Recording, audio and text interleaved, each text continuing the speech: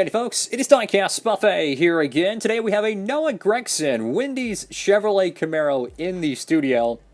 This is one of 3 Wendy'S cars to be made in the 164, apparently, for Mr. Noah Gragson. And let me tell you, this is a very different paint scheme than his number 62 Beard Motorsports car from last year, which, if you don't have the diecast in the Gold Series, I feel sorry for you because that thing has dried up. So, without further ado, let's go ahead and pop a top on this box. Well, alrighty, folks, so we got the packing peanuts out of the way. Just did the unboxing, so let's go ahead and dump into the diecast review. So, this is a very obscure-looking paint scheme compared to last year's car. Very different, I'll be honest with you. I prefer the 2022 edition of this car, but you know what? It is cool to see more of a dedicated sponsor in the sport. You know, a lot of these different sponsors, they kind of come and go, but it seems like Wendy'S is kind of like, you know, hey, let's really partnership with NASCAR, and they have a driver to kind of build around. Who knows how long they'll be in this sport, but it is cool to see different sponsors come and go. Of course, pick this one up from our friends at Circle Diecast for all your new diecast purchases and all that stuff, like this epic Jimmy Johnson, one of the many Johnson diecasts, or this Michael McDowell. Don't miss out.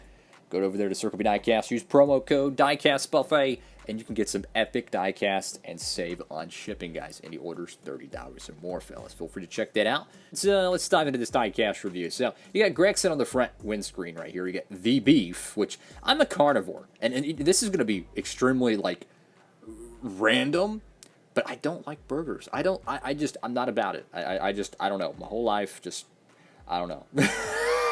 Like 90% of my life, I did not like them, and I still don't to this day. So, as a kid, I think I did, but nowadays, I just like. I say nowadays, seem like the last 15 years, I just don't eat them. But I like beef, I like pork, I like chicken. You know, I'm a carnivore. I'm definitely not a bunny rabbit, that's for sure. I got 42 right there. Sunoco, got the rookie Sunoco decal there. Legacy Motor Club. Now, this is a really cool detail. You have this thin gold stripe that just crests above the splitter. Very, very nice. You got this metallic dark gray rims on this thing. Looks really, really good. You can see the gold. I don't know. It's not as reflective as the 2023 Sunseeker car. Like this one looks like just a normal gloss, you know, light gold. But on the Sunseeker car, it was actually a little bit metallic. So that is a difference. I wish that was the same.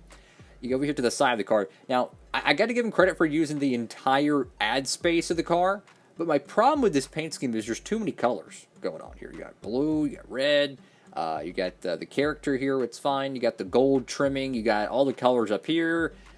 I don't know, man. I wish it was a little bit more simple like last year's paint scheme is what I'm trying to get at. Got the number 42, NASCAR 75th Cup Series, Goodyear, Noah Gragson. I think it's Legacy Motor Club, whatever the biff that is. Can't read the bottom ones. You got hot fries, fresh beef, can't lose. Oh, man. I miss the days when I just used to eat so much junk food. I used to eat so much freaking Wendy'S and just fast food in general, bro, years ago. And, man, I freaking loved it. It's not that I didn't like it. It's just like I can't accomplish the goals I want in life if I continue to eat it, right?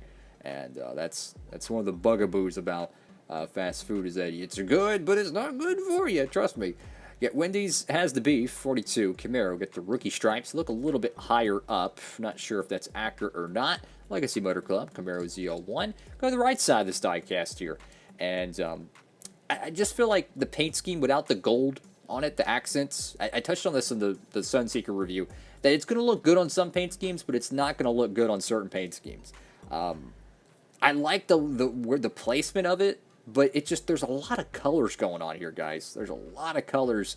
I wish it was a little bit more simple. Like, instead of having blue on the back end, maybe just make it red, or instead of having red on the front and the roof, just make it all blue. Just kind of simplify it just a little bit. I think that would make this paint scheme flow a little bit better.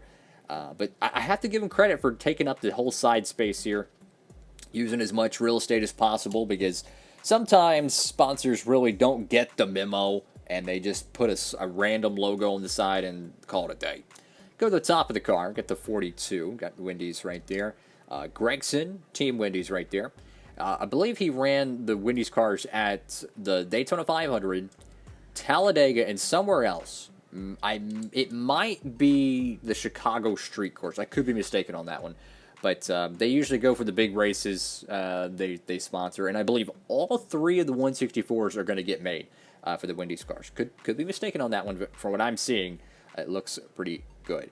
So if you're a big fan of this partnership, hey, go for it. Now this is a bugaboo right here. You got that red crease between the roof rail decal, which let me tell you, wrapping roof rails on any 164 scale is a nightmare.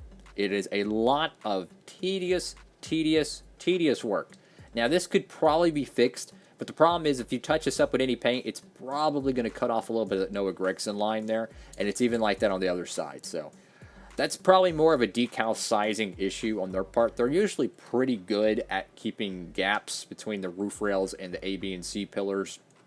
But that's a little unfortunate because it does kind of add just a random red line there. It's like, yo, what's up? So that's one little bugaboo. But regardless, this is a very cool diecast. If you're a Noah Gragson fan, I would recommend getting this in the Gold Series. I have a high feeling there's going to be multiple Noah Gragson cars in the NASCAR Authentics line.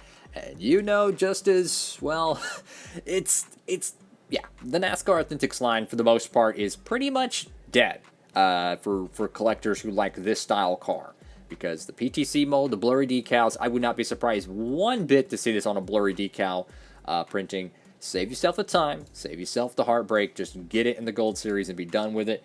Yeah, so I'm curious, what do y'all think about Wendy's? Since apparently they're going to be on so many Noah Gragson diecasts, I'm curious what y'all think. My favorite restaurant is probably Buffalo Wild Wings. I don't really consider them fast food. I just consider them extremely unhealthy. I'm a huge hot wings fan, but I have to kind of limit it to like once a year.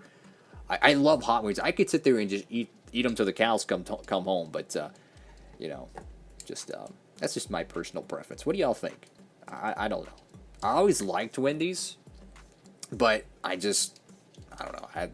There's a lot of things I had to quit eating, and it's really unfortunate. Like I love pasta, right? Got to quit eating all that. I love fried food. Got to quit eating. It's like just every single thing that I freaking like. I got to quit eating. It's okay though. It's just part of life. This is a pretty cool paint scheme. Just I wish it was a little bit more simplified. There's a lot going on the sides, and but I like how they put the product placement on the car, because what was it, 2009, Jeremy Mayfield, it was 2008 or 2009, Jeremy Mayfield, not Jeremy Mayfield, you idiot, Elliott Sadler, yeah, let's get the drivers right, he had a McDonald's car that was the Big Mac car, and it actually had the food product, I think it was on the quarter panel, right? So that's kind of a mini Larry McNugget that this is very similar to a car in the past, and obviously two different rival food companies or fast food companies. But yeah, enough of me rambling about restaurants and all that type of stuff. Oh boy, but I'm really looking forward to all these diecast reviews, man. There's a lot of cool pieces coming up. I think the summer slowdown, I guess you could call that, for the diecast market is starting to taper off. We're starting to get more and more 164 releases, and especially with the fall coming in, there's going to be a bunch more. And like, I don't know if they're doing it this year, guys, but I like to keep people in the know. If Circle B does that Black Friday sale, let me tell you, save your lunch money. Save it, because there's going to be some good pieces. A lot of 2022s are going to be marked down, I think. So if you were kind of on the fence to get in some next-gen cars, maybe you're like they're too expensive, I imagine their overstock 2022s are going to be dirt cheap. Hey, they've already marked down their metal chassis diecast from 2022, get this, to $6. Can you believe that? $6 for a metal chassis 164 that was originally like $14, $15?